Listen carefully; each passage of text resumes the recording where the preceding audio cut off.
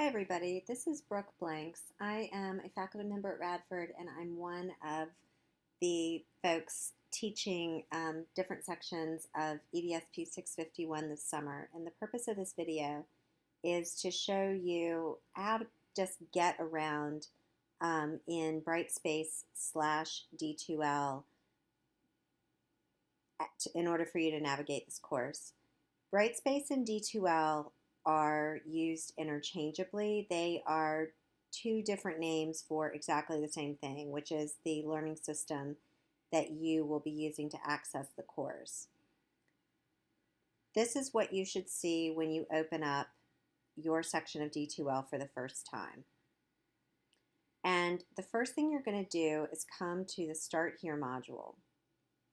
The first thing that you'll see is a checklist for Start Here. And this is an organizing tool that you can use to make sure that you've done everything that you need to do in order to complete a module.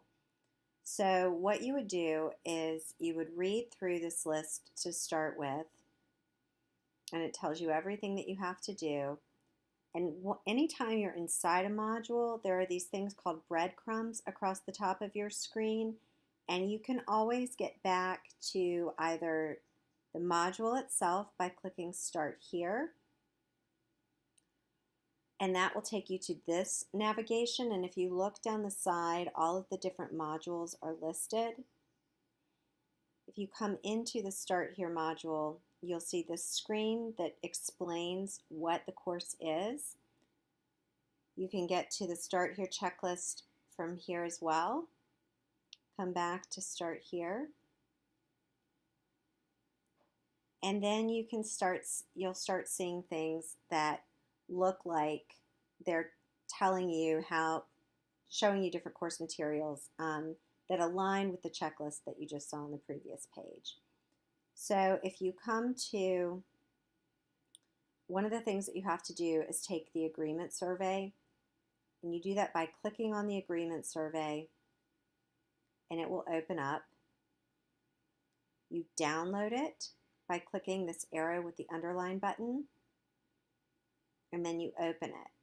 And this process may look a little bit different depending on what your computer looks like. I use a Mac, and so it automatically just drops it into a section at the bottom of my screen, which you can see over here. I'll do it again. You just download and it drops it right here. I open it. And what I would do is it's a Word document, so I would just put an X or something to indicate that I've looked at it. You could also highlight it if you want. You could type your initials. My initials are ABB, so I'll type ABB. And then I would save it. I would hit File, Save As. And I don't like to, it looks like this is not true, but I don't like to leave things in my downloads folder because it's too hard for me to find them again.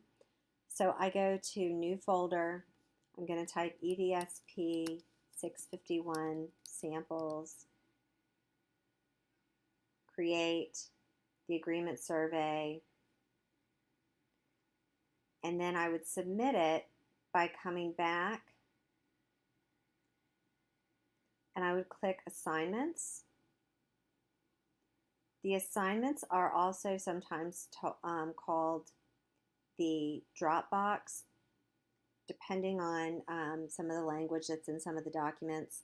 This learning system just updated before this summer session, so we used to call assignment submission folders Dropbox. So if you see anything that says put something in the Dropbox, what we mean is put it in the assignment submission folder. And we don't mean to be confusing. We've just had to put this course together really quickly. So it can be a challenge to make sure that we've all set assignment submission folder when instead of Dropbox. So if you see the word Dropbox written somewhere, it means assignment submission folder. So now you know. All right, so we come over here to agreement survey.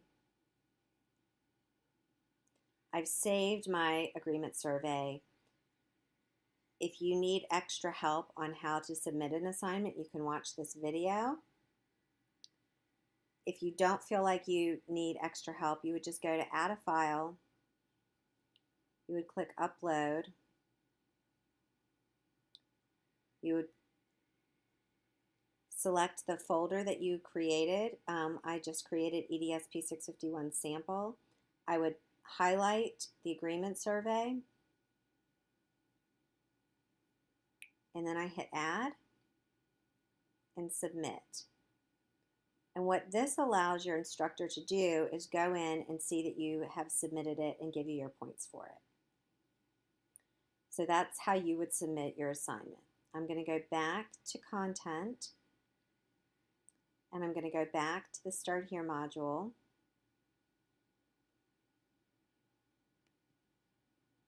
Already inside of it.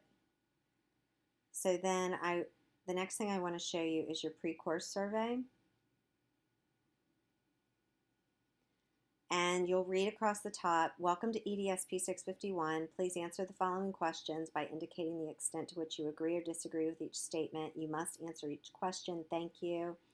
For the purposes of this video, I'm not going to read through every question. I just want to show you how this works. But what we, of course, really want you to do is read through everything and really think about your answers.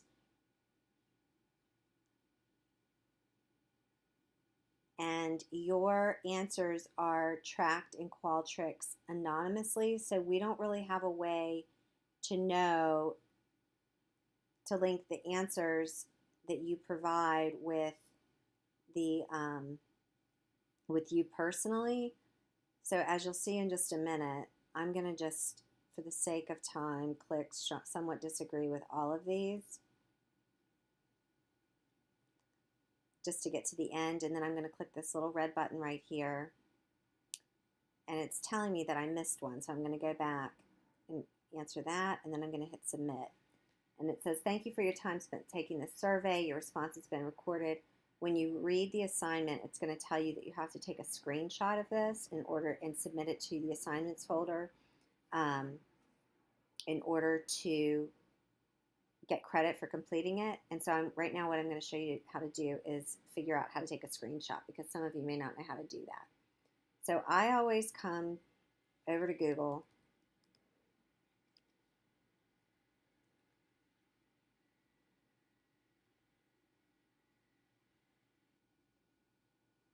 and I just ask Google a question. How, oh, that's funny. How to take a screenshot.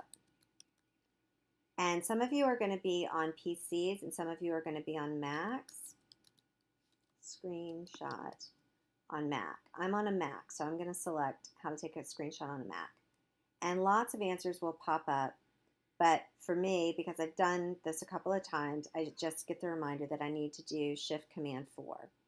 So I come back to the online survey and I hit Shift Command 4, and it gives me this little crosshair.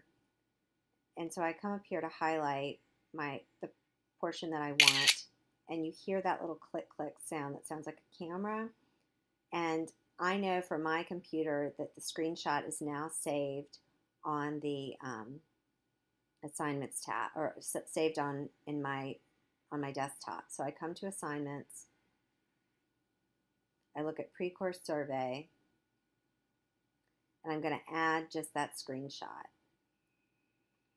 If I go to my desktop, this was taken at 3:33 p.m.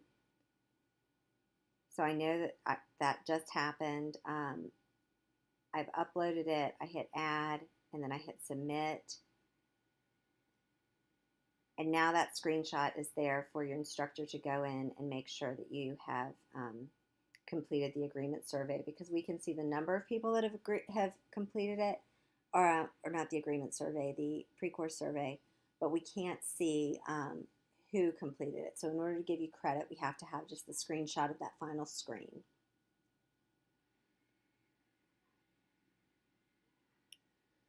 So in the Start Here videos, in the Start Here section, you have the agreement survey, you'll have the pre-course survey, and then you have to participate in a discussion. And the way that you do that is you come up to discussions and you click on the discussion module.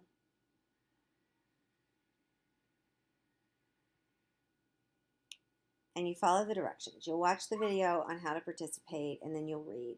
Create a discussion thread to introduce yourself, provide an introduction to yourself as the learner and graduate student.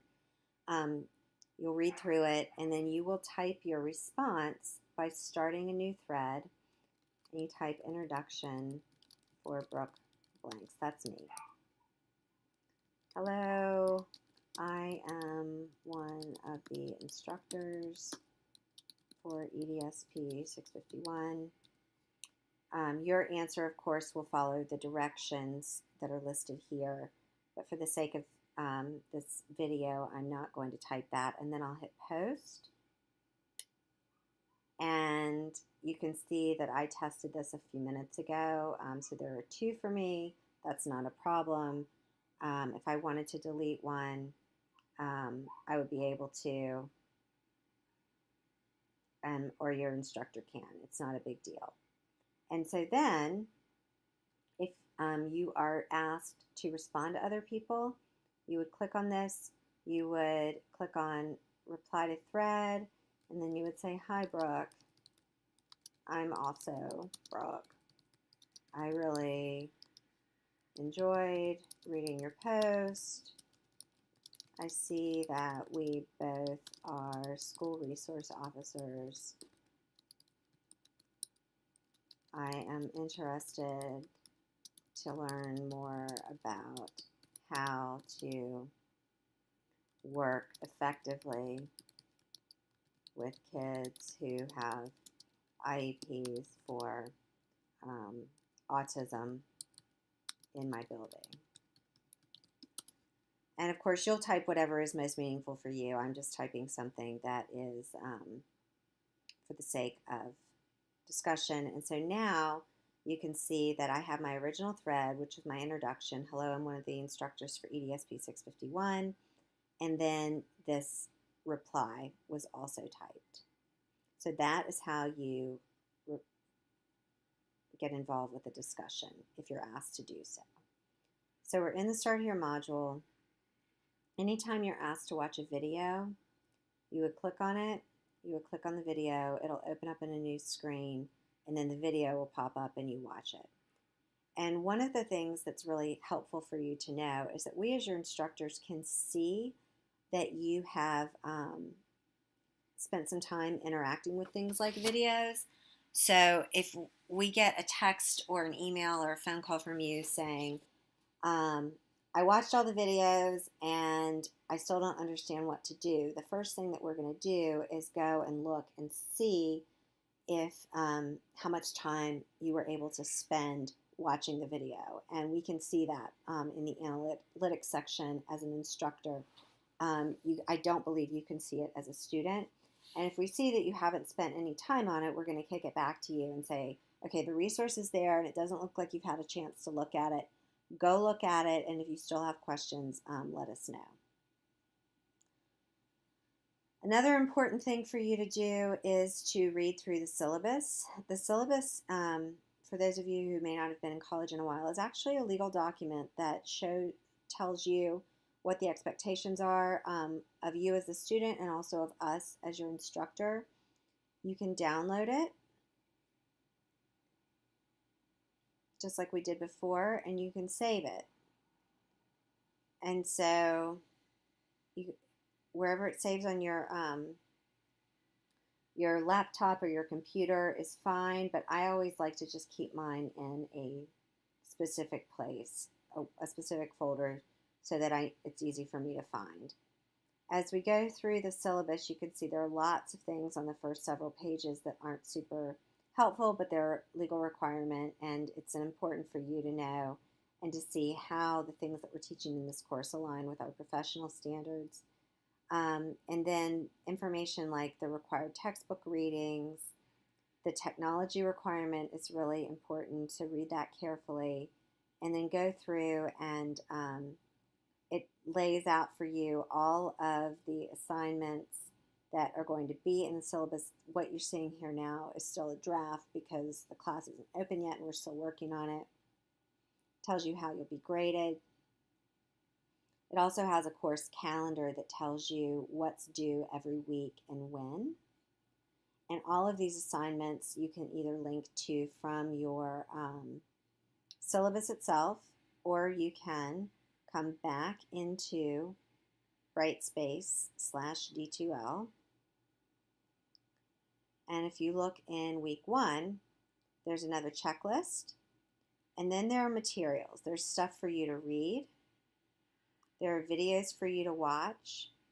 And then what we have here is a final project introduction, and that will actually be due. It's listed on your assignment calendar in your syllabus when it's due. But we wanted to provide an introduction during the first week so that you can figure out how you're going to accomplish that goal. And then the discussion thread, if you click on that, that will take you to the discussion. The prompt isn't in here yet because we are recording this video before the class is completely loaded, but you would follow the same set of procedures. You would click on the discussion, you would enter a subject line. It's usually a good idea to put your name in the subject line, so I would type Brooke Blanks. And since we don't have a prompt yet, I'm going to put, this is my sample discussion response.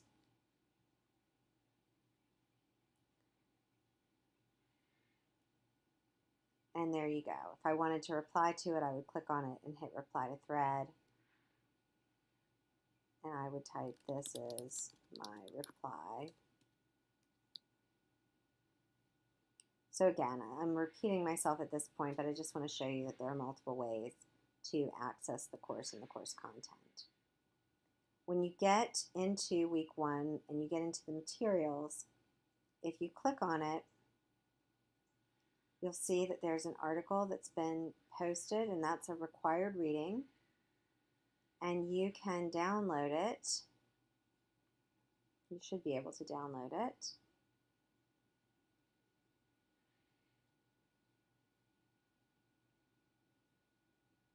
Or you can read it here. And again, throughout the entire process, you can use the breadcrumbs across the top. If you get really lost in the course, you can click on this link here at the top for the name of the course, and it will take you back to the main home page, and you can figure out your way back to wherever you were. Once things are posted, it's almost impossible for them to disappear, but it is possible for you as a student to get kind of lost, and always being able to just come back to the main course homepage and figure out where you were most recently is helpful. We're all really excited that you're here, and we look forward to working with you. Please don't hesitate to get in touch with us and ask any questions that you have. We expect to have lots of questions. We know that the technology is new to a lot of you, and we are always available to help. Thanks.